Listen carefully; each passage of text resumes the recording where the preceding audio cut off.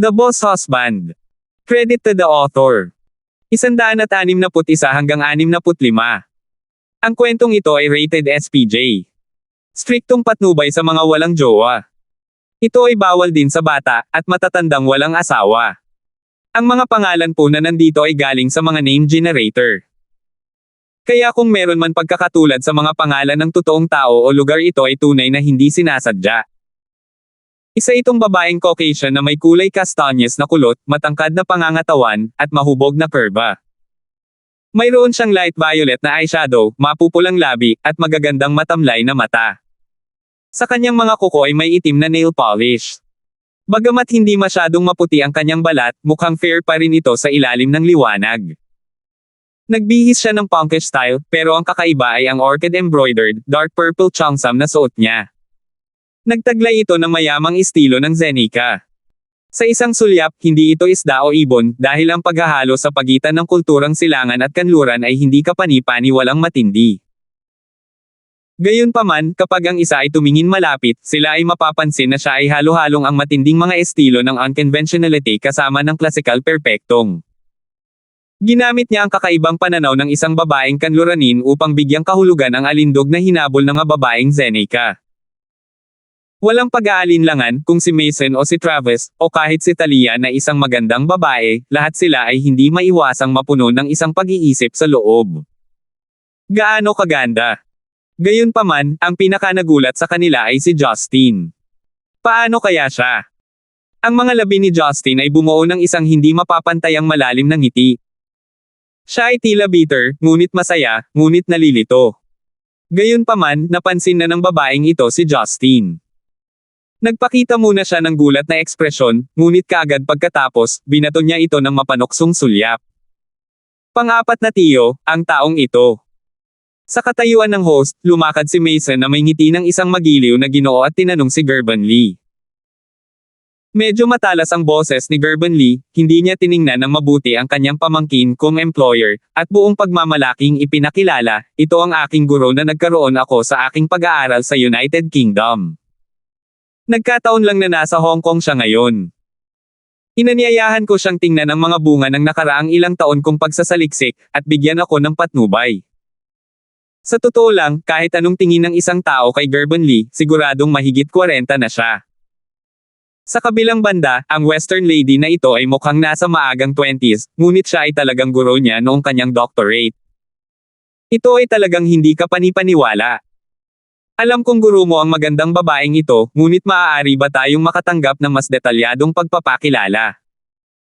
Matiyagang nagtanong si Mason, ngunit nalipat ang kanyang tingin sa magandang babaeng Caucasian.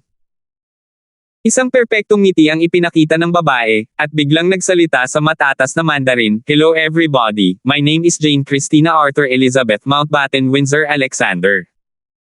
Iyan ang buo kong pangalan, ngunit kung hindi mo tatutol, mas gusto kong tawagan ako bilang, Jane."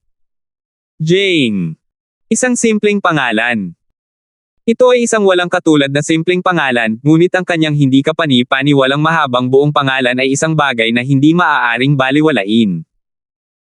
Ang mga pangalan ng mga kanluranin ay nagtataglay ng lahat ng uri ng pinagmulan, lalo na ang isa mula sa United Kingdom na dating isang imperyo kung saan hindi lumulubog ang araw. Ang tradisyon ng mga maharlika ay nagpapahintulot sa kanilang mga pangalan na kumitawan sa kanilang marangal na pamana. Hindi mahalaga kung ito ay ang salitang Arthur, Elizabeth, Mountbatten, o Alexander sa kanyang pangalan. Ang lahat ng iyon ay mga simbolo ng awtoridad at karangalan na magkakaroon lamang ng isang maharlika. Hindi sinasabi na maraming ordinaryong tao ang gagamit ng pangalang Jane, ngunit ang babaeng ito ay tiyak na hindi isang simpleng ordinaryong tao. Ang mga naruroon ay hindi mga walang pinag-aralan. Pagkarinig ng ganoong pangalan, agad nilang naunawaan kung gaano kakomplikado at misteryoso ang pagkakakilanlan ni Jane. Kaya't maaari pa nga siyang magkaroon ng isang marangal na titulo na hindi nila alam. Masayang-masaya ako na nakilala kita, Miss Jane. Inabot ni Mason ang kanyang kamay kay Jane, at ipinakita ang isang matingkad na ngiti. Si Jane ay hindi nakipagkamay sa kanya, siya ay magalang na ngumiti, at sa tindig na parang isang marangal na prinsesa ay sinabi niya, "Ikaw ay dapat na CEO ng Mayon Corporation, si Mr. Mason." Paumanhin, ang isang lalaki na nagkukusa na humingi ng pakikipagkamay sa isang babae ay masamang etiquette, kaya tinanggihan ko. Ang gayong direktang pagtanggi ay nagparamdam kay Mason ng kaunting awkward, ngunit walang nag-isip na ito ay nagpapakitang gilas si Jane. Mas naramdaman kong ganito dapat si Jane. Kumunat ang noo ni Gerben Lee at sinabing, Mason, bawal kang maging bastos sa aking guro. Mabilis na maghanda, hindi pa ako nagdaos ng welcome reception para sa aking guro. Oh, okay. Biglang nalungkot si Mason sa loob, ngunit hindi ito ipinahalata. Inutusan niya ang isa sa kanyang mga subordinate na pumunta upang ihanda ang reception. Curious na tanong ni Jane, Little Lee, ano ang ibig sabihin ng welcome reception, Jie Feng? Little Lee. Ang paraan ng address na ito ay natural para kay Gerben Lee. Lahat ay tumingin kay Gerben Lee na may pagtataka, hindi nila inaasahan na si Professor Lee na lampas 40 ay tinawag ng kanyang guro, isang Westerner, bilang Little Lee. Namumula ang mukha ni Gerben Lee, ngunit hindi siya nang ahas, kaya't agad siyang sumagot, mahal na guro, ibig sabihin, salubungin ang isang panauhin na may masarap na pagkain. Oh! Welcome reception, Jie Feng. May natutunan akong bagong phrase, haha. Tila napakasaya ni Jane, ang kanyang kontentong tawa ay maliwanag na parang ito ay mula sa 18 taong gulang. Pagkatapos ay tumingin siya kay Justin at sa iba pa at sinabi, ang mga taong ito ay. Agad silang pinakilala ni Mason, sila ang mga business partner natin. Dinala ko sila dito ngayon para libutin ang progreso ng bagong material na environment-friendly ng Research Institute, pagkatapos ay gagawa kami ng panghuling rebisyon ng aming kontrata. Hindi ko inaasahan na pararangalan kami ni Miss Jane sa iyong presensya. Miss Jane? Bilang guro ng aking pang-apat na uncle, dapat ay mabigyan mo kami ng ilang mga payo sa larangan ng siyensya, tama ba? May pagdududang tumingin si Jane kay Justin. Parang hindi niya maintindihan kung bakit biglang naging inspection member ng isang kumpanya ang lalaking ito. Nakita ni Gerben Lee na hindi nagsalita si Jane, at naisip na ayaw ng kanyang guro. Kaya, hindi niya nasisiyahang sinabi, Mason, paano ka basta-basta nahihingi sa guro na magbigay ng mga payo?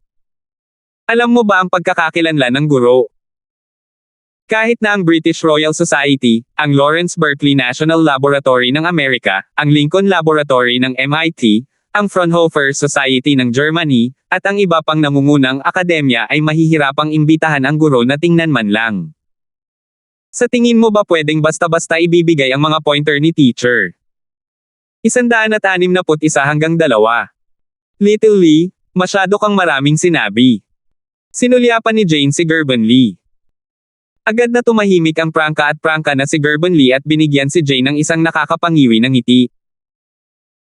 Bagamat ang mga sikat na institusyong pananaliksik na binanggit ni Gerben Lee ay hindi gaanong kilala sa kanila, alam ng lahat ng naruroon na si Jane ay talagang isang nangungunang eksperto na maaaring baguhin ang balanse ng kapangyarihan sa mundo ng agham.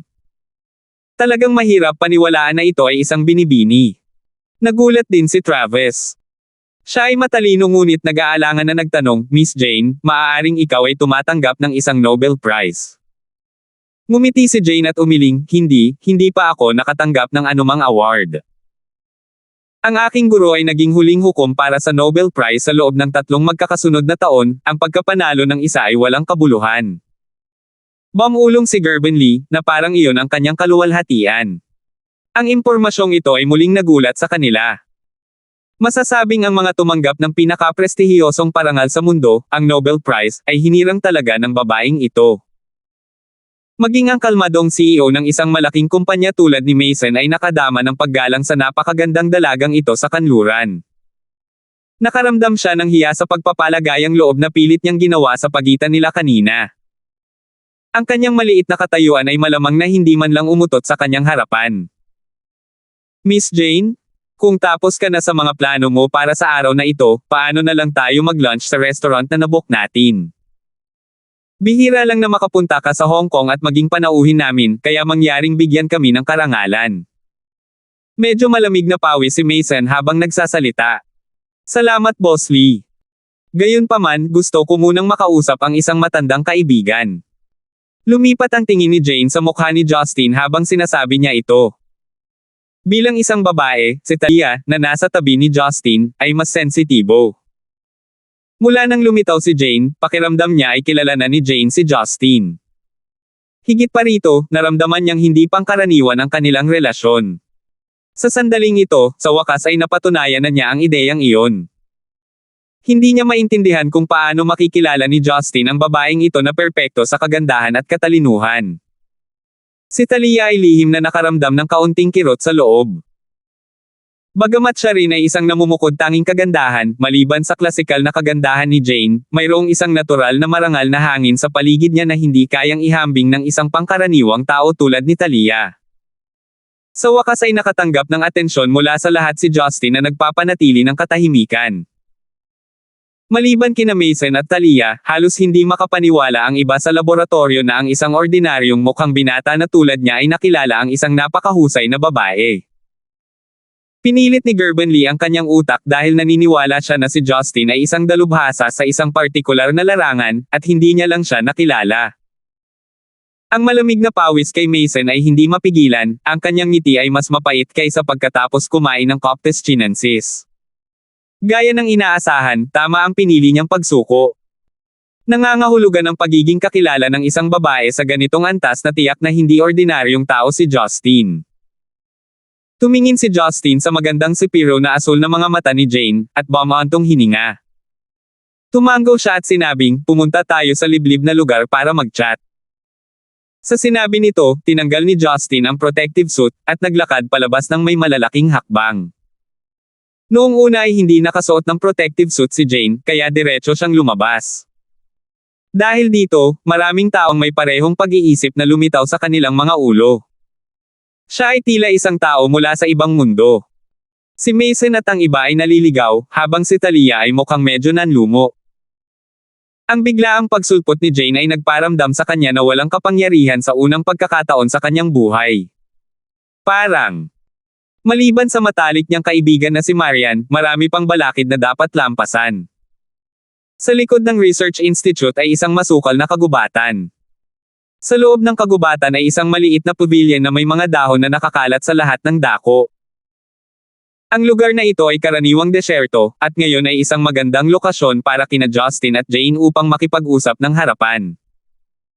Nakatayo sa isang sulok ng pavilion, sumandal si Justin sa isang haligi, at dahan-daang humahit ng sigarilyo na nakayuko ang ulo. Parang may iniisip siya, at hindi nagsalita. Tahimik na nakatayo si Jane ng 2 metro sa harap ni Justin, ang maningning na mga mata ay nakatitig ng diretso sa kanya. Baka sa mukha niya ang ngiti ng excitement at saya, parang hindi siya mapakali kahit gaano pa siya katagal na nakatitig sa kanya. Pagkaraan ng ilang oras, nagtanong si Justin sa mahinang boses, mabuti ba ang mga dati kong kaibigan? Tulad ng dati, ang buhay ng lahat ay nawawala ang iyong pag-iral. Sagot ni Jane. Mabuti iyan. Tumango si Justin bilang kasiyahan. Natahimik sandali si Jane bago siya nagtanong, Hades, wala ka ba talagang balak bumalik? Inangat ni Justin ang kanyang ulo at sinabi, huwag mo akong tawaging Hades, ginagamit ko na ngayon ang aking tunay na pangalan. Tawagin mo na lang akong Justin. Siya nga pala, nagtatrabaho ako sa departamento ng PR ng Yellow International sa Stonegate.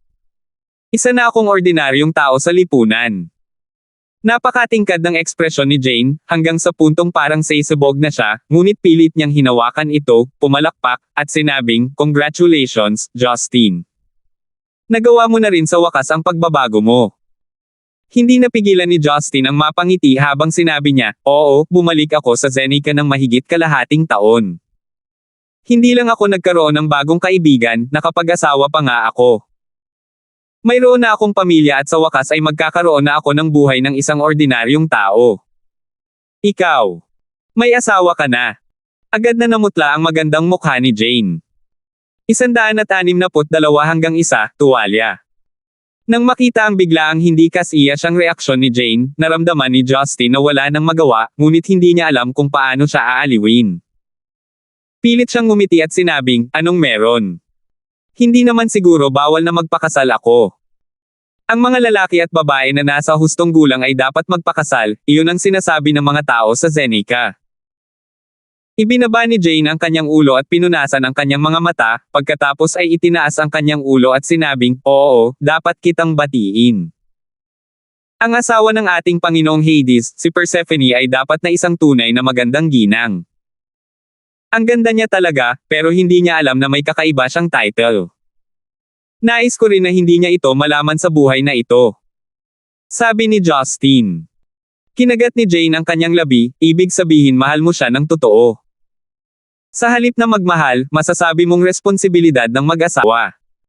Ayokong madungisan ng maruruming bagay ang kanyang inosenteng kaluluwa.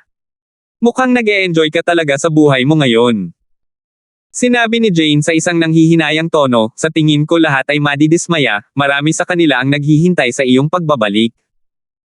Umiling si Justin, hindi ko pa sinabi na aalis ako for good, ang kailangan ko ngayon ay medyo relax na kapaligiran. Alam mo ang aking kalagayan ang pinakamalinaw, at dapat mong maunawaan. Nag-aalalang tanong ni Jane, sumisikat pa rin ba ang iyong sakit? Mahirap kontrolin kung minsan, ngunit malusog pa rin ako hanggat hindi ako gumagamit ng lakas na higit pa sa ordinaryong tao.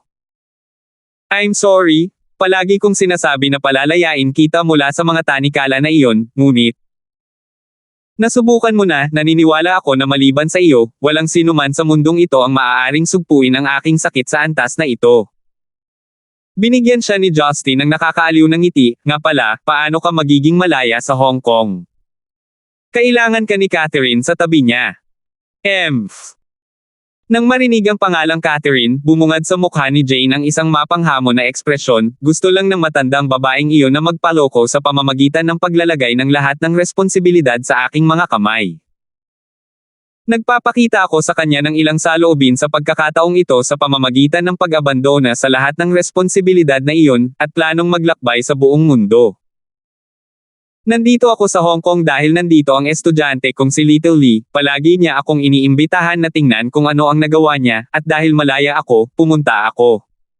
Kaya iyon ang kaso. Tila may naisip si Justin. Humalaklak si Jane, dahilan para maipakita ang kanyang magandang kurba sa suot na cheongsam na malapit. Aking iginagalang na hari, sa tingin mo ba ay may maglalakas loob na hanapin ka sa kanilang sarili ng tahasan mong ipinag-utos na walang sino man ang tutunten sa iyong kinaroroonan?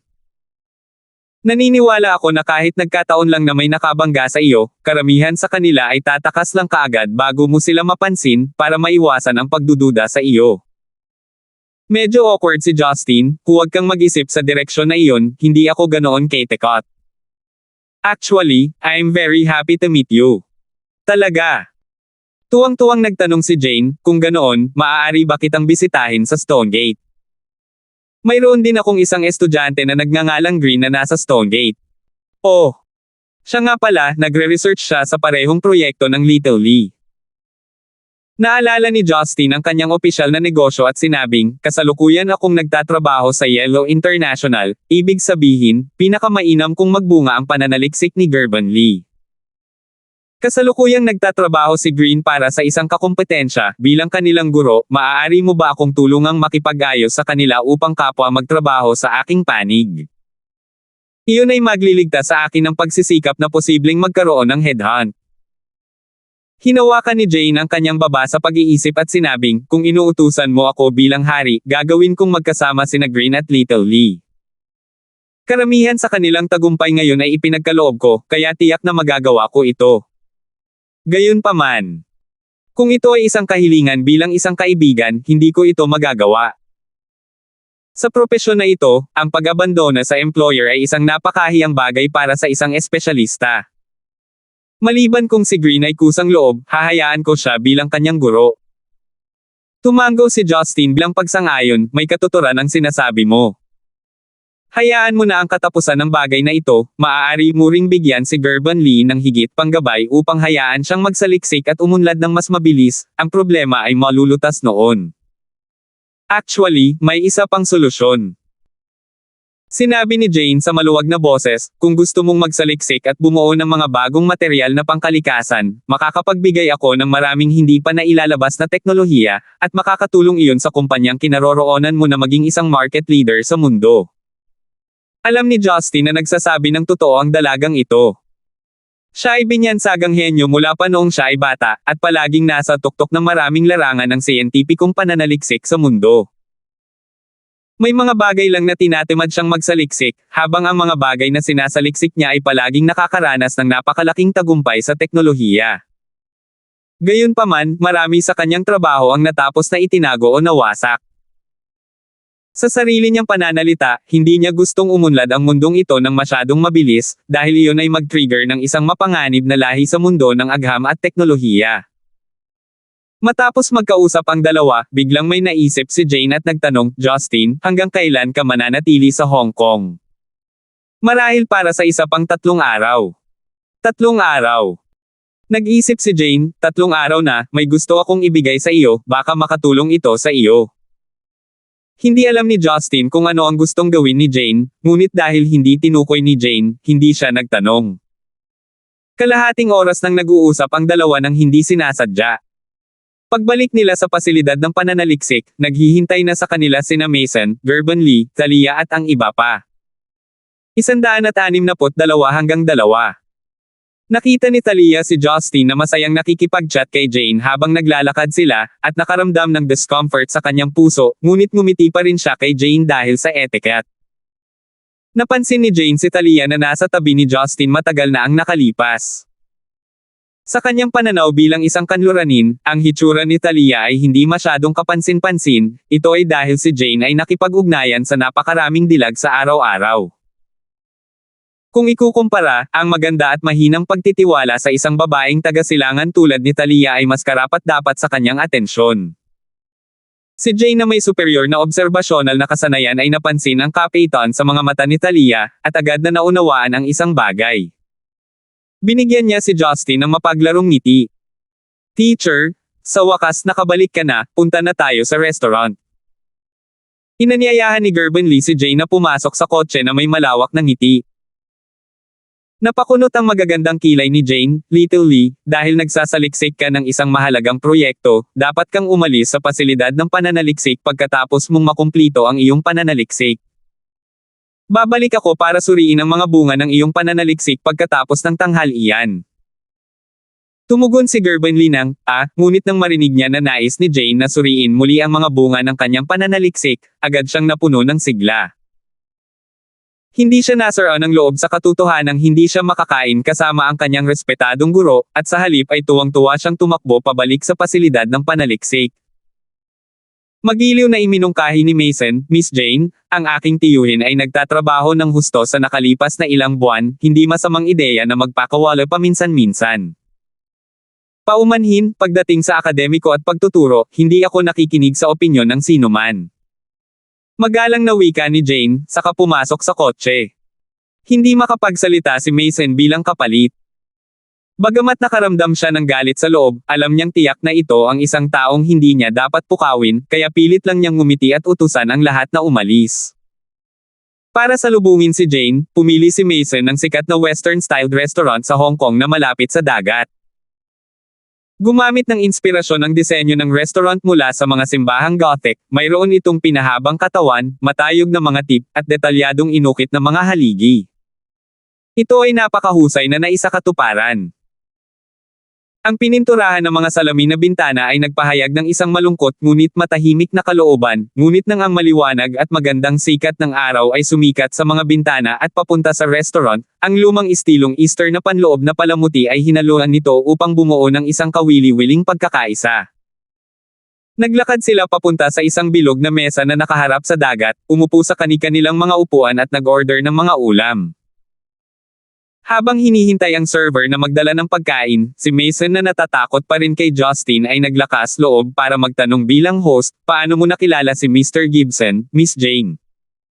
Hindi kaya nagkatrabaho kayong dalawa?" Ang tanong na ito ay naglalaman ng kung ano ang bumabagabag sa iba, lalo na kay Talia. Nahirapan siyang maniwala na si Justin ay kakilala ng isang babaeng tulad niyan. Kung tutusin, masyadong magkaiba ang ugali ng dalawa, paraan ng pananalita, at tindig.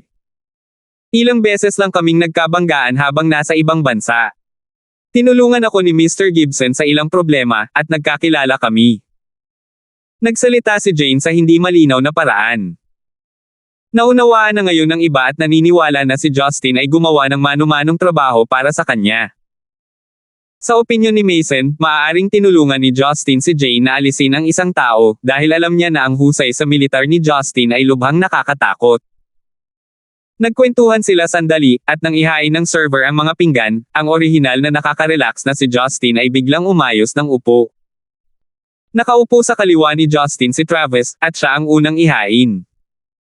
Dinampot na niya ang kanyang kutsilyo at tinidor habang nakatitig sa main course na nasa mga kamay ng server, handang-handa na sa bangin ang sarili. Hawak ng server ang isang malaking tray sa kanyang kaliwang kamay at isang puting tuwalya sa kanyang kanan habang siya ay matikas na lumakad ng nakangiti. Biglang tumayo si Justin at tumayo sa pagitan ni Travis at ng server. "Mr. Gibson, may problema ba?" Tanong ni Travis na may halong tono. Wala siyang oras para kumain ng almusal at nagugutom na siya. Ang iba ay nagsiwalat din ng mga nagtatakang ekspresyon, at si Jane lang ang tila may napagtanto. Dahan-dahan siyang tumayo. Nakangiting tanong ng server kay Justin, "Sir, pwede ba kitang tulungan?" Itinuro ni Justin ang puting tuwalya sa kanang kamay ng lalaki at sinabi, "Gusto ko iyong tuwalya mo." Ang server ay magalang na ngumiti at sumagot, "May napkin para sa mga bisita sa iyong upuan." "Gusto ko yung meron ka." Sabi ni Justin na may hindi sinseridad ng ngiti. Isang blankong tingin ang ipinakita sa mga mata ng server, ngunit tumango pa rin siya sa huli at inabot ang kamay na nakahawak sa tuwalya kay Justin, "Sir, maaari mong kunin kung gusto mo." "Salamat." Habang sinasabi niya iyon, hinampis ni Justin ang kanyang kamay sa kanang braso ng server sa bilis ng kidlat. Bang! Sa halos parehong oras, isang putok ng baril ang narinig mula sa kanang kamay ng server. Napunit ang tuwalya mula sa pagbaril, at isang revolver ang lumitaw sa kamay ng server. Ang bala na kakaputok ay nakatutok sa dibdib ni Justin, ngunit dahil sa biglaang pag-atake ni Justin, ang bala ay tumama sa kisame. Umalangaw-ngaw ang iyak sa buong restaurant habang ang mga bisita ay nagsisitakas na nagkakagulo, nagtago sa ilalim ng mga mesa at sa likod ng mga dingding. Pagkatapos ng lahat, ang isang insidente ng pamamaril ay masyadong nakakatakot para sa ordinaryong masa. Sa isang kisap mata, nagkagulo ang buong restaurant. Ang server na nabigong barilin si Justin ay umatras, nagbabalak na tutok at barilin muli si Justin. Paano kaya siya papayagan ni Justin na gawin iyon? Nang hindi siya binibigyan ng pagkakataong makatama, lumipat na si Justin sa likuran niya, at hinampes ang likod ng kanyang leeg. Ang server ay nawala ng malay sa lugar. Basta, anong nangyayari? Galit na sigaw ni Mason, kaunting bodyguard lang ang dinala niya at lahat sila ay nasa baba. Ang matabang Travis ay nagtatago na sa ilalim ng mesa sa takot. Mapatla ang mukha ni Talia, hindi niya namamalaya na lumipat sa gilid ni Justin, at tinakpan niya ito ng kanyang katawan. Sinabi niya sa iba, "Mag-ingat, ang pag-atake na ito ay sobrang simple, dapat ay may mga kasabwat siya." Nang hindi na hinintay si Justin na matapos magsalita, biglang tumayo ang isang bahagyang matambok na mag-asawa na magkayakap pa rin sa takot. May hawak silang tig-isang revolver, at tinutukan sina Justin at Mason na may layuning pumatay. 163. Hindi nakakatakot ang mga hitmen, ang nakakatakot ay ang hindi ma-expect na mga hitman ang mga ito. Sa simula pa lang, ang mag-asawang nasa katanghaliang gulang ay nakaupo na ilang mesa ang layo sa kanila, mahina silang nagsalita at kumakain na parang mga ordinaryong customer. Ang dalawa ay nagsuot ng mga damit na katulad ng iba pang mga upper class na pamilya sa Hong Kong, wala silang pinagkaiba sa iba. Ang kanilang mga hitsura ay napakakaraniwan na walang mga natatanging katangian sa kanila. Gayunpaman, sa kasamaang palad ay hindi mahahalata na mga taong tulad ng dalawang ito ang ubod ng pagtatangkang pagpatay na ito. Sa punto sa pagitan ng buhay at kamatayan, lahat ay nagpipigil ng hininga, ang mga mamamatay tao na nagkukunwaring mag-asawa ay may masamang kislap sa kanilang mga mata, at babarilan na sana sina Justin at Mason. Bang-bang! Matapos ang dalawang magkasunod na putok ng baril, muling nagkagulo ang restaurant. Ang mga bisitang tumatakas palabas ng restaurant ay wala nang pakialam sa mga nangyayari, ang alam lang nila ay kailangan nilang mabilis na makatakas sa nakakatakot na lugar na ito. Ipinikit na ni Mason ang kanyang mga mata bilang paghahanda sa kamatayan, hindi siya si Justin. Walang oras para tumakas siya, at walang pagkakataon na makaharap niya ang dalawang hitmen. Gayunpaman, nang marinig ang putok ng baril, nagulat si Mason nang malaman na hindi siya nasaktan. Ha! Na-miss nila. Pagbukas ng kanyang mga mata, nakita ni Mason ang isang eksena na nagpalamig sa kanyang likod. Hindi niya alam kung kailan nangyari, ngunit may butas ng dugo sa bawat noo ng mag-asawang hitman na may umuusok na usok mula sa kanila, isang bala ang tumago sa pagitan ng kanilang mga kilay. Nakadilat ang mga mata ng dalawang hitmen nang bumagsak sila sa lupa, habang ang mga baril sa kanilang mga kamay ay nakahanda pa rin sa pagpapaputok. Phew! Si Jane na kanina patahimik na nanunood mula sa kinatatayuan niya ay may hawak na Swiss-made pocket pistol na katatapos lang ng putok. Ang pistol na ito ay 5 sentimetro lamang ang haba, ngunit nagtataglay ng kakilakilabot na kapangyarihan sa maikling distansya. Sa kritikal na yugto kanina, si Jane ang mahinahong pumatay sa dalawang hitmen, na pinawi ang takot ni Mason para sa kanyang buhay. Naramdaman ni Mason na ang mga buto sa kanyang katawan ay naging kasing bigat ng tingga habang siya ay malumanay na nakaupo sa sahig. Siya na muling tumapak sa linya sa pagitan ng buhay at kamatayan ay halos gumuho. Natakot din si Talia hanggang sa pawis na siya. Nang makitang iniligtas ni Jane si Justin, nakaramdam siya ng pasasalamat at paghanga. Pakiramdam niya ay wala siyang awtoridad na magselo sa isang ganoong babae. Ayos ka lang ba? Malumanay na tanong ni Justin habang hinahaplos ang maputlang mukha ni Talia. Nakaramdam si Talia ng tamis sa loob. After ng isang delikadong event na ganito, imbes na si Jane, siya ang unang nagpakita ng pag-aalaga sa akin, ibig sabihin, sa puso niya, kahit papano mahalaga ako kay Jane. Jane. Dahil dito, napagtanto ni Talia na siya ay nagkakaroon ng walang batayan na takot. Kung si Justin ay isang lalaking nagmamalasakit sa background ng aking pamilya, bakit niya ako tinulungan ng paulit-ulit ng walang anumang hinihingi? Kahit na ang isang napakagandang tulad ni Jane na parehong matalino at maganda ay malamang na hindi siya tretuhin ng espesyal. Ako mismo, bakit ikukumpara sa iba? Si Talia ay muling napuno ng walang katapusang kumpiyansa, at napakatingkad na ngumiti, sa piling mo rito, alam kong ligtas ako. Hindi maintindihan ni Justin kung bakit biglang naging masaya ang babaeng ito. Habang hindi maintindihan, tumango siya bilang kaluwagan. Ano bang nangyayari? Bakit may mga taong nagtangkang patayin na naman tayo? Hindi ba patay na si Marlon? Si Travis na natakot sa nangyari ay bumangon at sumigaw. Huminga ng malalim si Mason, na may apoy sa kanyang mga mata, sinabi niya, si Simon Cole. Gaya ng inaasahan, hindi niya tayo hahayaang maging kakampi. Simon Cole. Napaawang ang bibig ni Travis, at pinagalitan niya, napakasuklam. Ito ay tiyak na isang nakikipagkompetensyang pamamaraan na hindi na maaaring makakuha ng anumang mas kasuklam-suklam. Ano ang gagawin natin ngayon, kung babalik tayo sa Stonegate, mas lalo ba tayong nasa panganib? Hindi tayo gagawin. Agad na tumahimik si Talia habang pinag-aaralan niya, kung babalik tayo sa Stonegate, tiyak na hindi maglalakas loob si Simon Cole na kumilos. Dahil sa espesyal na kapaligirang panlipunan ng Hong Kong, maraming hindi matuwid na pamamaraan ang maaaring gawin at mawala, ngunit isipin mo, ang Cole family ay isa lamang sa 5 pinakamalakas na pamilya sa Stonegate. Gagamitin ang anumang galaw nila na maaaring gawing dahilan para sugpuin ang isa't isa. Kung tutuusin, sa usapin ng politika at militar, ang Cole family ay walang kapantay para sa ibang mga pamilya. Tiyak na hindi sila mangangahas na gumamit ng anumang ilegal na pamamaraan upang makipagkompetensya sa amin doon, dahil hindi ito naaayon sa kanilang mga interes sa kabuuan. Sinangayunan ni Mason ang pananaw na ito habang sinabi niya, tama, napakatumpak ng pagsusuri ni Miss Morris. Ngunit kahit sa Hong Kong, mas mabuting huwag isipin ng Cole family na napakadaling kumuha ng mga hitmen para patayin tayo. Sa mga susunod na araw, siguradong hindi ako papayag na may makasira sa mood namin. Sa oras na ito, ang mga bodyguard ay nagmamadaling tumakbo sa gilid ni Mason. Matapos pagsabihan ni Mason, nagutos si Mason, agad na pakilyusin ang ating mga piling kapatid, kung may mangyari man na sakuna sa mga darating na araw, dapat kayong maghanda para sa mga kahihinatnan.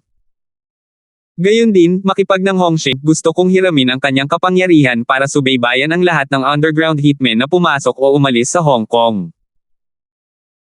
Pagkatapos mag-order, tumalikod si Mason at yumuko kay Jane na tahimik na umiinom ng red tea. Salamat sa pagligtas sa buhay ko, Miss Jane.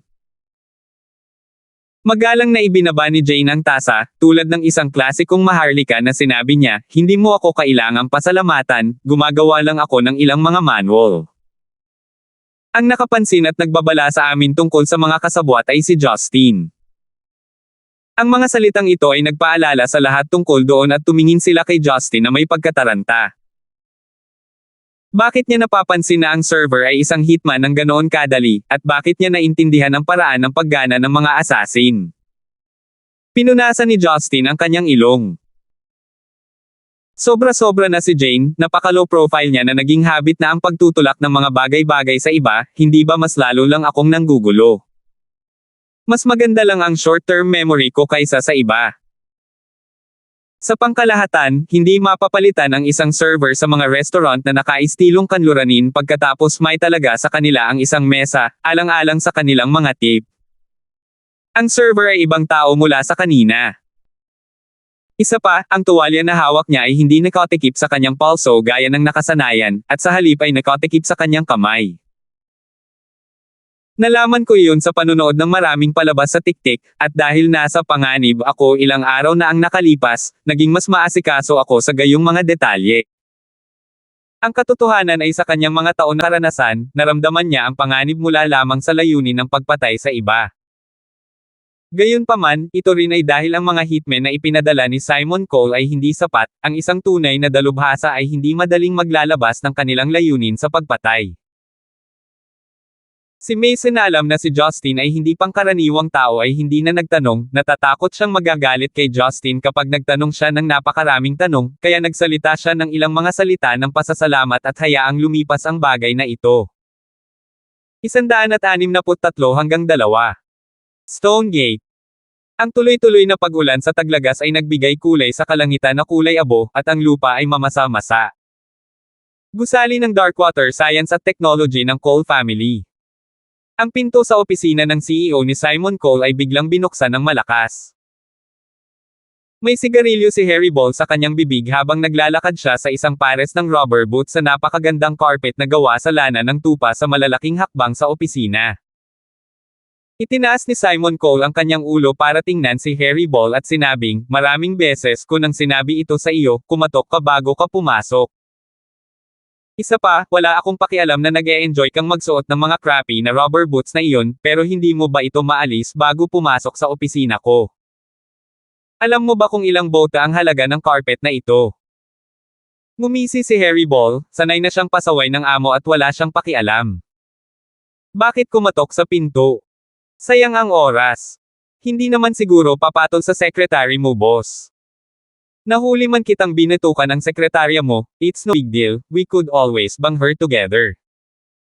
About sa carpet, ay old Harry hindi kailangan, gusto ko lang yung rubber boots ko. Makapal ang balat. Malungkot na bulong ni Simon Cole. Pakiramdam niya ay wala siyang magawa sa kanyang nasasakupan, ngunit pagdating ng kalokohan, talagang hindi siya magkukulang sa kanya, kaya bumalik siya sa negosyo. Anong balita ang mayroon mula sa Hong Kong? Hindi matagumpay. Hindi alam kung saan nanggaling ang puting sisiw na iyon na pumatay sa mag-asawang iyon. Siya ay makadiyos sa pagbaril, sok-sok, siguro kung ang kanyang mga kasanayan sa kwarto ay kasing Diyos, si Harry Ball ay hindi kapani-paniwalang curious. Isang Caucasian.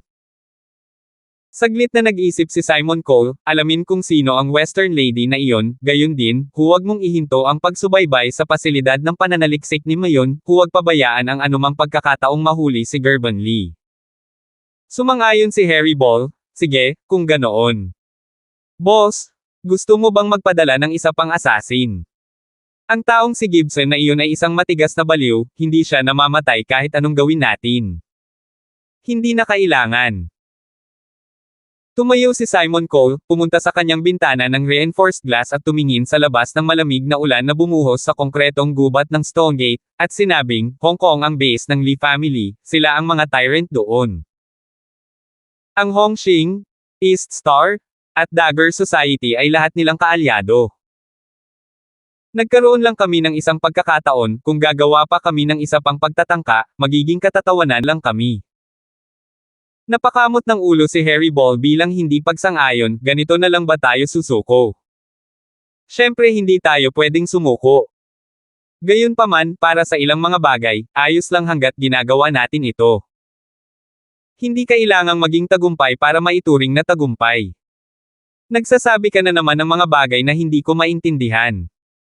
Bulong ni Harry Ball, saka lumabas ng opisina na naka-rubber boots. Nakalimutan pa niyang isara ang pinto. Pagkalipas ng 2 gabi, sa coffee shop ng Twilight Villa ng Lee family, sina Justin at Jane ay nasa tabi ng coffee table sa sulok. Nanatili sa buong paligid ang walang halong amoy ng kape ng Blue Mountain. Hindi mo naman siguro ako pinatawag dito para lang uminom ng kape, di ba? Hindi naiwasang magtanong ni Justin dahil nanatiling tahimik si Jane. Jane pursed her lips. Ano? Miss Morris na si Miss Morris. Huwag kang mag-alala, hindi ko na masyadong aabutin ang oras mo. At saka, babalik ka sa Stonegate bukas, at kailangan ko ring umalis ng Hong Kong. Hindi yun ang ibig kong sabihin. Maaaring si Talia ay isang taong mas pinapahalagahan ko, ngunit hindi pa kami umabot sa ganoong yugto ng relasyon. Alam ni Justin na nagbibiro lang si Jane, at wala siyang pakialam. Nag-aalangan lang ako kung dapat ko bang ibigay sa iyo ang regalo na ginugol ko sa huling 2 araw sa pagsasaliksik. Huminga ng malalim si Jane, at ipinakita ang isang matalinong ngiti, na kapag pa siya na ako, dapat kong ibigay ito sa iyo. Habang sinasabi niya iyon, naglabas siya ng isang madilim na dilaw na plastic na bote mula sa kanyang bulsa, walang label sa bote, at ito ay napakaliit, humigit kumulang sa laki ng isang hinlalaki. Ano ito, gamot? Kinuha ni Justin ang bote, binuksan ng takip, at nakita ang humigit kumulang 12 itim na medicinal pill sa loob. May masalimuot na pananalita si Jane, I've spent the past few years trying to research how to control and eradicate your strange sickness. Bagamat hindi pa ako nakakapag-isip ng perpektong solusyon, sa pamamagitan ng sapat na bilang ng mga pagsubok, naunawaan ko ang ilang pangunahing mga prinsipyo. Ang medicinal pill na ito ay ang produktong sinaliksik ko noong nakaraang buwan. Hindi ko ito binigyan ng pangalan, dahil hindi na kailangan nito, ito ay para lamang sa iyong paggamit. Paano ko ito gagamitin? Mahinang tanong ni Justin. Kapag hindi mo makontrol ang iyong sarili, maaari ka nitong pilitin na pakalmehan, gayunpaman. Habang ginagamit mo ito, nagiging hindi gaanong epektibo. Higit pa rito. Maaaring magdulot ito ng side effect na maging mas marahas sa susunod mong pagsiklab. Dahan-dahang nagsalita si Jane. Kung titingnan ito sa ibang paraan, ito ay isang uri ng mabagal na pagkilos na lason, ito ay hahayaan siyang makaramdam ng kaunting sakit sa maikling panahon, at hindi mababaliw. Gayunpaman, sa huli, maaari itong maging sanhi ng tuluyang pagkawala ng kanyang katinoan. Nanatiling tahimik si Justin saglit, pagkatapos ay mapait na ngumiti, sisikap mo ba akong patayin o iligtas? Pwede mong piliin na huwag gamitin, inilabas ko ito dahil ayaw kong itago ito sa iyo. Tumingin si Jane kay Justin ng may pag-asa. Kilala mo ako, hindi ko ito maaaring tanggihan, kahit na nais kong hindi ko ito kailangang gamitin. Habang sinasabi niya iyon, isinilid ni Justin ang bote sa bulsa ng kanyang pantalon. Bamantong hininga si Jane, alam kong mangyayari ito. 164. Pasado 10:00 na ng gabi nang lumapag ang eroplano mula sa Hong Kong sa Stonegate. Ang mga flight sa gabi ay medyo mas mura, kaya sa kabila ng pagbibigay ng business class sa lahat ng oras, hindi sila binibigyan ng daytime flight sa bawat oras. Pagkatapos maglakad patungo sa exit ng domestic airport, nagpaalam si Travis kina Justin at Talia, pagkatapos ay umalis kasama ang kanyang assistant. Ang paglalakbay na ito sa negosyo ay nagpahirap sa mga mataba, paulit-ulit siyang natakot, at kakaunti ang mga pagkakataon na gumugol ng matamis sa kanyang may bahay. Nilanghap ni Talia ang malamig na mahalumigmig na hangin ng Stonegate, at atubiling sinabi, uuwi ka na ba? Tumango si Justin, gusto mo bang pabulaykin kita? Hindi, nasa car park din ang kotse ko. At saka, hindi maganda. Biglang kumurap si Talia kay Justin, kailangan ding malaman ng isang third party ang kanilang lugar, isang linggo mo nang hindi nakikita ang iyong legal na asawa, hindi ko posibleng maantala ang iyong muling pagsasama. Ang mga salitang ito mismo ay puno ng asim, at ginawang medyo humihingi ng tawad si Justin. Bago umalis si Talia, ibinuko niya ang kanyang mga braso, niyakap si Justin, at nalalanghap ang amoy ng lalaki. Binitawan niya ito, umatras ng ilang hakbang, at nagpaalam sa kanya. Bagamat ayaw kong humiwalay, magkita tayo. Pagkatapos magsalita, tumalikod si Talia at hinayla ang kanyang malita patungo sa garahe. Ang magandang tanawin sa likuran ay tila tiwala at nagsasarili sa ilalim ng mga ilaw sa gabi. Malungkot na pinanood ni Justin ang kanyang paglalakad sa malayo. Pagkatapos ng gabing ito, kapag nagkita ang dalawa sa kumpanya, maaari na lamang silang magsama bilang mga kasamahan. Hindi patas para kay Talia ang ibaon ng mga emosyong tulad niyan, ngunit si Justin na hindi pa nakakaranas ng problemang tulad noon ay hinayaan lamang na ang kalikasan ang maglakad nito. Pagbalik niya sa villa sa Dragon Garden, bukas pa rin ang mga ilaw sa sala. Inilagay ni Justin ang malite sa gilid, naisip niyang si Yuna ang naghihintay sa kanyang pagbabalik, ngunit nang lumakad siya palapit, napagtanto niyang ang nakaupo sa sofa ay si Marian. Si Marian ay nakasuot ng pink na cotton set ng mga pijama, na maluwag ang buhok na nakatabing sa kanyang mga balikat habang siya ay nakaupo sa puting buwan na sofa. Hawak niya ang isang fashion magazine sa kamay, at mukhang mapayapa at magiliw, na parang ang kanyang karaniwang malamig na mukha ay nawala ng walang anumang bakas. Nang makitang pumasok si Justin, tumangala si Marian. Sa ilalim ng mga ilaw, ang kanyang mukha na walang bahid na parang kristal ay walang emosyon, na para bang hindi niya ito napansin. Napakurap siya, tumango, at iyon ay itinuturing na isang pagbati. Mapait na ngumiti si Justin, naisip niya na ang kanyang mahal na asawa ay may pagbabago ng pagkatao, at nais na maging isang mabuting asawa na naghihintay sa pag-uwi ng kanyang asawa. Kung titignan ang reaksyon niya, parang wala siyang pakialam sa kanya. Umakyat si Justin, at tinaya ang cute na pijama na suot ni Marian na parang nakaistilo para sa isang batang babae, matanda ka na, at dapat magsuot ng mas sexy na pijama. Ang pares ng pijama na ito ay mas angkop na isusuot ng maliliit na babae sa halip. Ito ang binigay sa akin ng lola ko, sanay na akong suotin. Ipinagpatuloy ni Marian ang pagbabasa ng kanyang magazine nang hindi inilalayo ang kanyang mga mata dito. Noong bumibili ka ng mga libro, mukha kang gastador, hindi ko akalain na ganoon kakatipid ang pananamit mo. Ngayon ang kaarawan ni Lola, kapag nami-miss ko siya, isinusuot ko itong pijama. Inilagay ni Marian ang magazine sa isang gilid, at walang siglang sinabi, higit pa rito, halos hindi ko na kailangan pang bumili ng damit dahil ang kumpanya mismo ang nagbebenta ng mga damit. Biglang naunawaan ni Justin, hindi nakakagulat na naghanda si Marian ng napakaraming bagong damit sa kanyang wardrobe. Mukhang hindi na niya kailangang maglagay ng maraming pagsisikap, at maaari na lang niyang ipadala ang mga tao mula sa fashion departmental store ni Yellow ng isang batch. Kinuha ni Marian ang tasa ng kape na natimpla kanina, humigop mula rito, at nagtanong, tagumpay ba ang mga negosasyon? Nagtatanong ka ba tungkol sa resulta? May pagkakaiba ba? Tanong ni Marian. Meron, ang proseso ay nakakagulat, nakakatakot, at komplikado, ngunit ang resulta ay maayos na nakumpleto ang misyon na higit sa kota. Sagot ni Justin. Tinitigan siya ni Marian saglit, pagkatapos ay nagsabi, maaari mo bang sabihin sa akin ang higit pa tungkol sa nakakagulat, nakakatakot, at komplikadong bahagi? Oh, sa totoo lang hindi naman masyado, may maliit lang na issue sa Lee family sa loob, tapos nandoon ang munting hamak na si Simon Cole na gumawa ng kaunting abala para sa amin bilang aming katunggali. Casual na sabi ni Justin.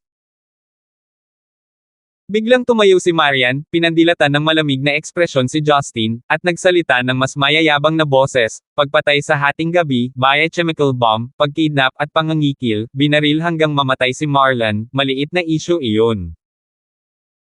Nakatagpo ng mga pag-atake ng baril mula sa 3 hitmen sa Nine Dragons Western Restaurant, maliit na abala iyon. Justin, sa tingin mo ba ay wala akong alam at maaaring lokohin tulad ng isang batang babae? Bahagyang ngumiti si Justin, tulad ng inaasahan sa CEO ng Yellow International, hindi ka nagpunta sa Hong Kong, ngunit mukhang alam mo ang bawat aktibidad na naganap doon. Tama ka, pero dahil alam mo na, bakit mo ako tatanungin?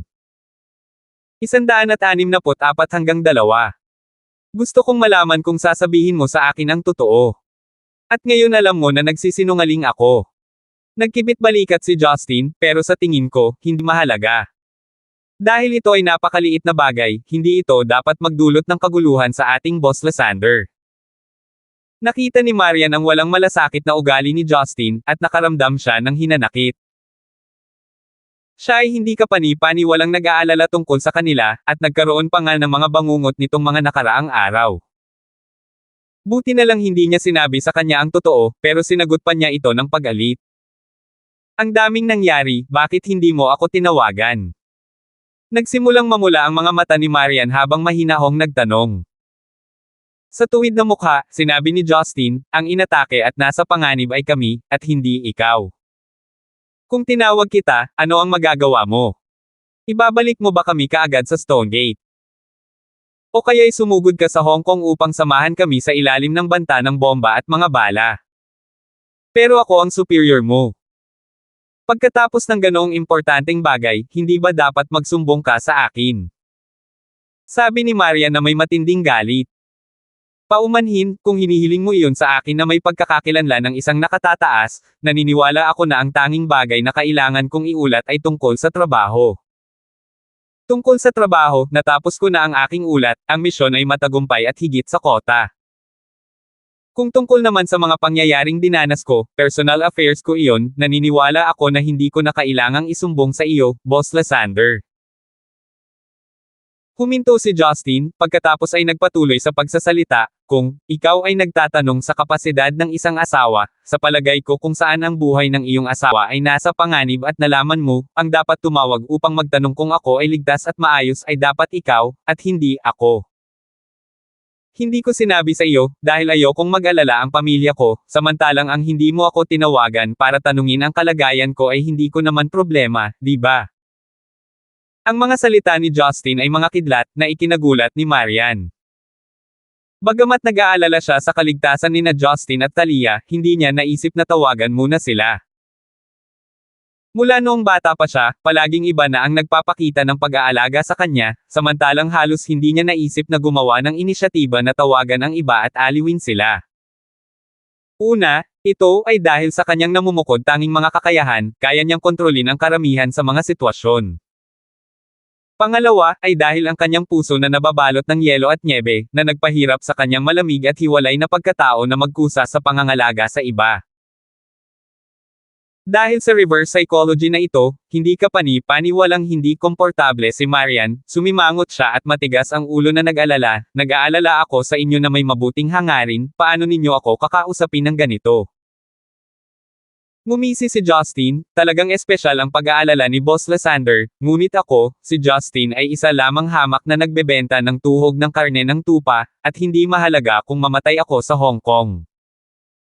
Sa halip, makatutulong ito para maibsan si Boss Lysander mula sa pagkakaroon ng mabigat at hanggal na asawa, kaya mas mabuti kung itatago mo ang iyong mabuting hangarin para sa iyong sarili, Boss Lysander. Justin. Ikaw. Si Marian ay labis na nagalit, sa ilalim ng kanyang pijama, paulit-ulit na kumabog ang kanyang dibdib. Tiningnan niya si Justin na may malabong mga mata, ngunit wala siyang masabi bilang kapalit.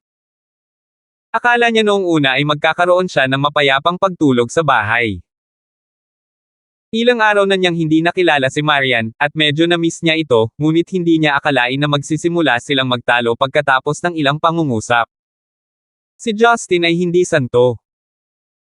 Nagawa niyang tiisin ang panlalamig, panlilibak, at pang-aalipuste ng babae ng paulit-ulit, ngunit nang mangyari ang isang bagay na naging usapin ng buhay at kamatayan, gusto pa rin siyang tingnan ni Marian bilang isang mas mababa, at tinanong siya kung ano ang nangyari sa tindig ng isang superior. Ang totoo, naiintindihan na niya ang lahat ng nangyari, at mas naging mahirap para kay Justin na magtiis. Marahil sa simula pa lang ay hindi na niya gusto ang mura nitong asawa kaya maswerte na lang at walang nangyari sa kanya. Gayunpaman, matalik niyang kaibigan si Talia, at hindi man lang niya inisip na aliwin siya. Nagalit ito kay Justin. To put it bluntly, masyadong insensible ang babaeng ito.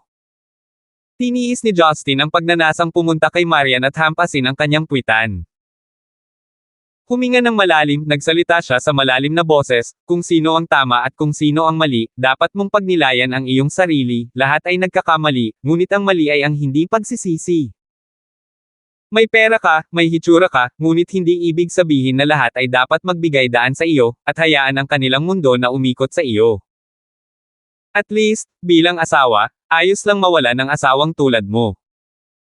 Pagkasabi niyan, tumalikod si Justin at naglakad patungo sa pinto. Nang makitang papaalis na si Justin na kakauwi lang, nakaramdam si Maria ng matinding kirot sa kanyang dibdib. Tama, ako ay maaaring higit sa kanya, ngunit higit sa lahat, ako ang kanyang asawa. Unti-unti niyang napagtanto na nagkamali siya, nagsalita siya ng hindi makatwiran. Gayunpaman, ang pagmamataas na nakatanim sa kanyang puso ay imposible para sa kanya na hilingin kay Justin na manatili. Sige na umalis ka na, mas mabuti kung hindi ka na babalik. Mahinang sabi ni Marian habang humihikbi. Matalas ang tenga ni Justin, bagaman mahina ang boses, malinaw niyang narinig ang bawat salita. Lumingon siya ng may panunuya at sinabing, huwag kang mag-alala, nakikiusap pa nga sa akin ang ibang babae na puntahan ako. Sa sinabi nito, lumabas si Justin nang hindi man lang lumingon, at isinara ang pinto ng malakas. Sa sala, narinig ni Marian ang tunog ng pagsara ng pinto. Ang kanyang buong katawan ay naging malata, na parang ginugol nito ang lahat ng kanyang lakas, at siya ay diretsyong umupo sa malambot na carpet, na dumilat ang kanyang mga mata. 165. Sa second floor ng bilya, bumukas ang pinto sa karaniwang walang laman na kwarto. Si Yuna na nakasuot ng milky white pajama ay dahan-daang lumabas. Nang makita niya si Maria na umiiyak mag-isa sa ibaba, bumantong hininga siya at dahan-daang bumaba. Lumapit siya kay Marian, lumuhad sa tabi niya, at tinapik ang mga balikat ni Marian na nanginginig dahil sa pag-iyak niya. Miss, huwag kang umiyak, ang pag-iyak ay masama talaga sa katawan. Huwag ma. Tumangala si Marian sa mapagmahal na Yuna na may malabo na mga mata. Lumuhad siya sa yakap ni Yuna at nagsalita habang humihikbi, Yuna, sabi ni Justin na ayaw niya sa akin. Umalis siya para maghanap ng ibang babae. Tinapik ni Yuna ang likod ni Marian, at magiliw na sinabi, Miss, nailabas lang iyon ni Young Master sa galit. Kung talagang ayaw niya sa'yo, bakit kanya sasayangin ng maraming salita? Ang kanyang pagmamahal ay malalim at matigas. Si Marian sa sandaling ito ay parang isang maliit na batang babae na umiiyak sa isang elder, hindi siya kamukha ng CEO ng isang malaking kumpanya, at marupok hanggang sa puntong hihingi ng awa sa iba. Alam kong hindi ako naging mabuti, pero bakit ang bangis niya? Natakot talaga ako kanina, sobrang cold niya tumawa, I feel very hurt inside. Miss, narinig ko lahat nung nasa taas ako, hindi mo dapat i-apply yung tipong ugali mo sa office mo kay Young Master.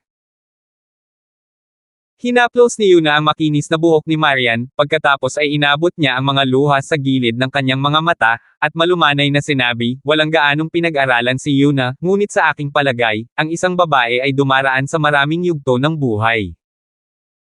Nariyan ang pag-iibigan, pag-aasawa, pagiging asawa, pagkakaroon ng anak, at pagiging ina, sa paggawa ng lahat ng ito ng mabuti, mararamdaman ng isang babae na namuhay siya ng isang kasiya siyang buhay kapag siya ay tumanda. Sa isang karera, gaano man tagumpay ang isang babae, hindi ito magiging isang bagay na karapat-dapat na gunitain.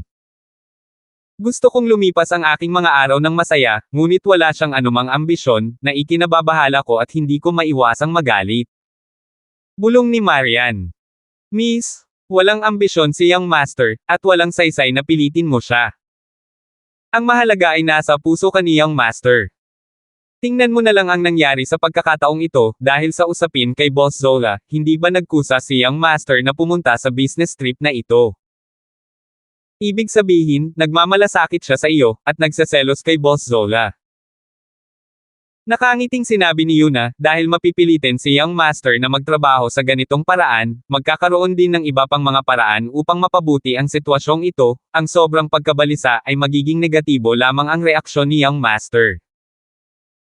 Tumango si Marian bilang pagsang-ayon, pagkatapos ay malungkot na sinabi, ngunit mayroon siyang hindi malinaw na relasyon sa napakaraming babae. Narinig ko na sa kumpanya lang, mayroon siyang hindi pangkaraniwang relasyon sa 3 miyembro ng PR. Paano ako magtitiwala sa kanya ng ganito?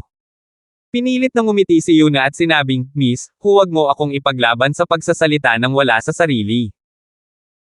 Mula nang ikasal ka, hindi pa man lang natantong ang Young Master sa iyong silid tulugan, bukod pa sa kawalan ng anumang pagmamahal sa pagitan ng mag-asawa sa lahat ng oras na ito. Normal na lalaki si Young Master, nagpakasal, pero may asawang hindi niya kayang hawakan, hindi ba napakahirap para sa kanya?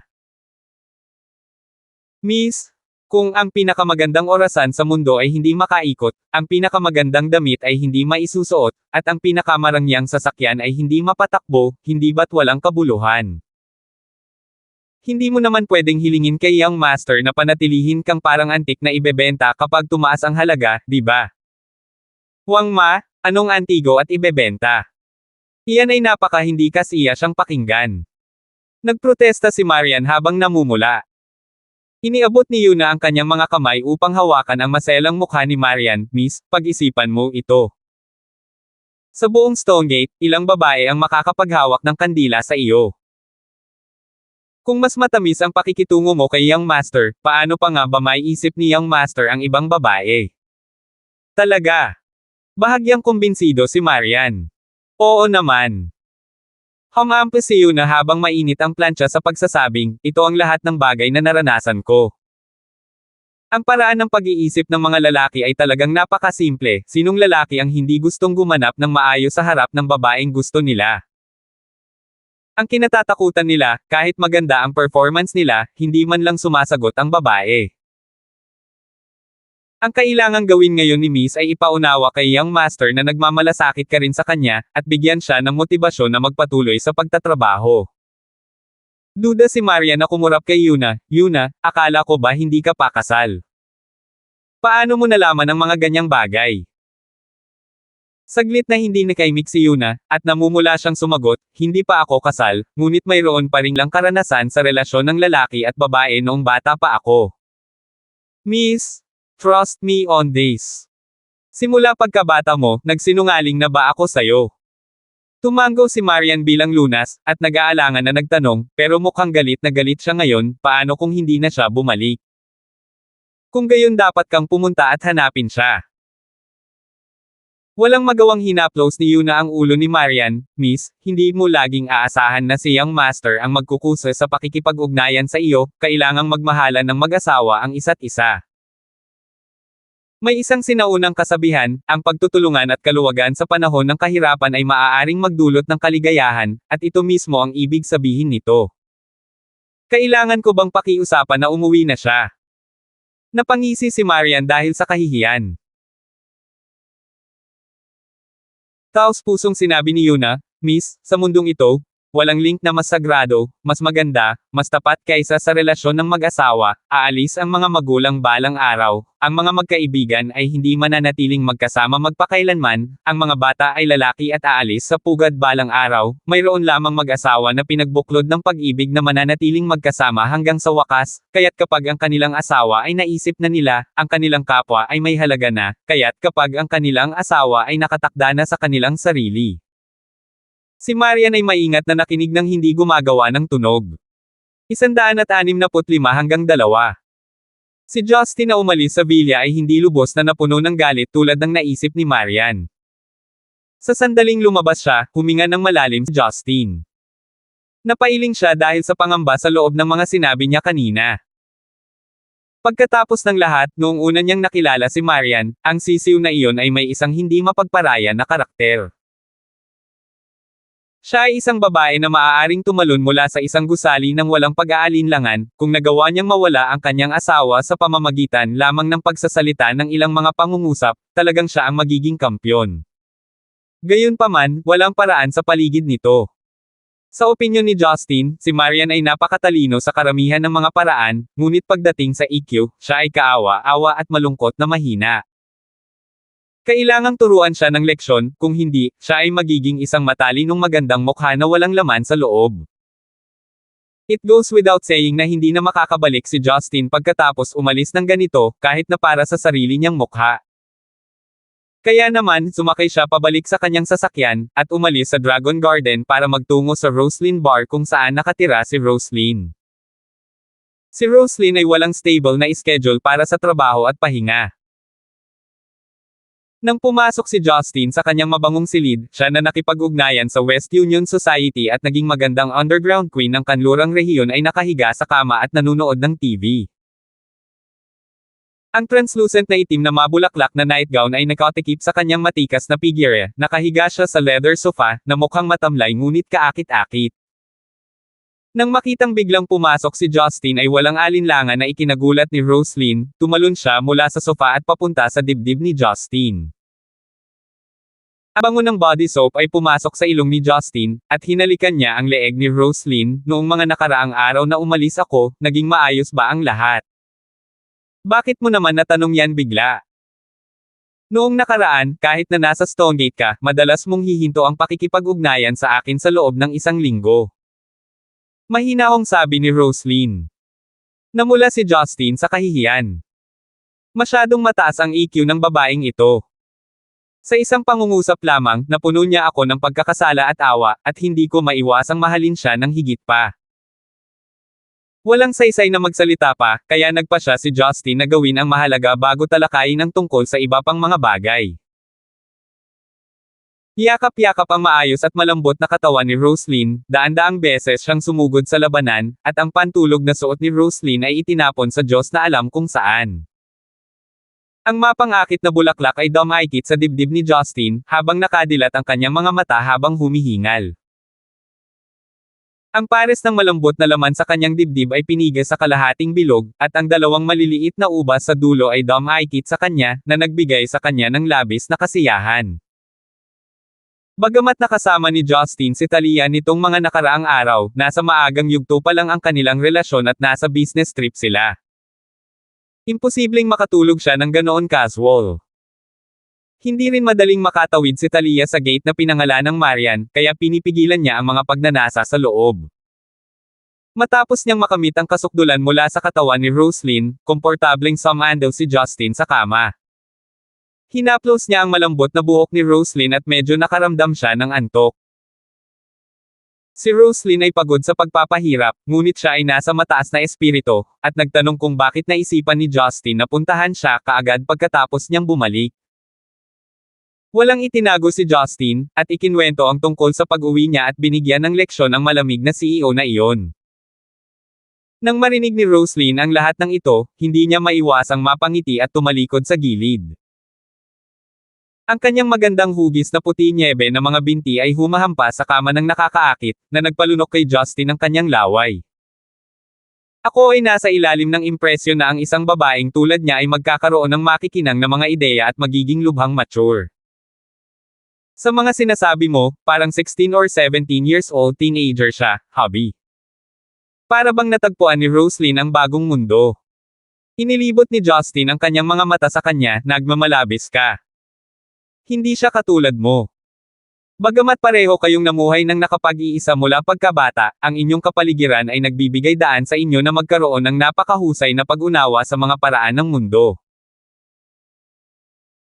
Ang kapaligirang kinalakihan ni Marian ay naging mahusay sa pamamahala ng isang kumpanya, at nakikipagkompetensya sa mundo ng negosyo, ngunit sa mga tuntunin ng pamilya at mga usapin ng emosyon, siya ay isang ganap na gulo. Ang ganitong uri ng mga babae ay kadalasang napakadalisay, at ginagawang gusto ng isang tao na mahalin sila. Sa madaling salita, dahil sa kamangmangan at kalokohan, ginigising nila ang pagnanais ng mga tao na protektahan. Mapaglarong sabi ni Roslyn. Sumimangot si Justin, nagmamalabis ka, medyo tanga lang siya. Inilipat ni Roslyn ang kanyang binti, at bahagyang dumampi ang takong sa bilog na laman ng kanyang puwitan, na nagdulot ng pagkaway sa kanyang katawan. Habang nasa baba ang kanyang dalawang kamay, sinabi niya, naririnig ko ang sinabi mo na parang gusto kong makilala siya. Iyon ay hindi isang bagay na masaya. Nakapout na sabi ni Justin. Hindi naman seryoso, hindi naman ako banta sa posisyon niya, gusto ko lang makilala itong inosente at cute na legal na asawa. Habang nag-uusap ang dalawa, tiningnan ni Justin ang perpektong hubog ng katawan ni Roslyn, at ang kanyang nakababatang kapatid ay nagsimulang magpakitang muli ng mga palatandaan ng paninigas. Nang napagtanto niyang lumalala na ang sitwasyon, naisip niya na hindi na makayanan ang labis na paghihirap na gambolain siya sa pamamagitan ng pagbabago ng paksa. Sinabi niya, Hobby, sa ilang araw na wala ka, may pumunta rito para hanapin ka. Salamat po at sinamahan ninyo ako, ingat lagi mga master.